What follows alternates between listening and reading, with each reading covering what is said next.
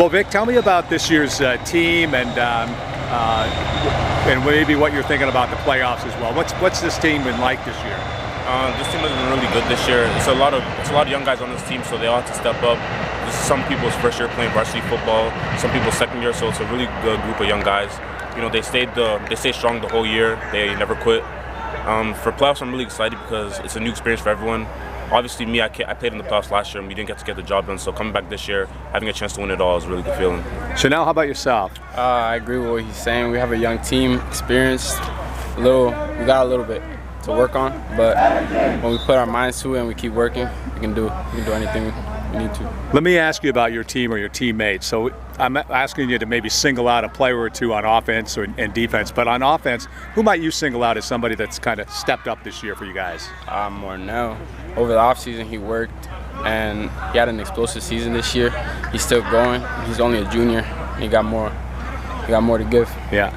And for you on offense, Vic? I'm going to shout out Juan. He's our QB. This whole offseason, from going to his junior year to senior year, he really showed his talents. He went to camps all offseason, worked out every day, lifted weights. You know, he's a really strong offensive player. He does everything with the ball for us, and he's really like the heart of this team. And on the defensive side of the ball, who might you call out, or a group of players? I'm definitely going to shout the D lineman. The D lineman really stepped up this year.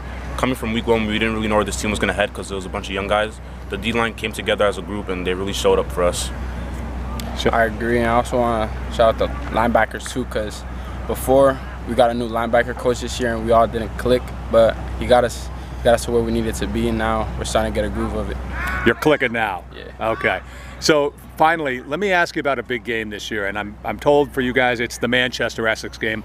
How did you see that game, and why is it a big game for you from your point of view? Well, last year it was our first playoff game, and we went in there on an L, so we came back we had to go up with a lot of energy, and this year, for the people that didn't know, we had to show out, and yeah, we just did what we had to do. Yeah. Vic, what can you add to that? I can definitely add what he said. That was a really big game for us because at that time of the season, we were desperate for a win. It was basically a must-win game for us to make the playoffs. Yeah. And they were sitting at #1 in the state in our division, so we came out there. We know what we were going to do.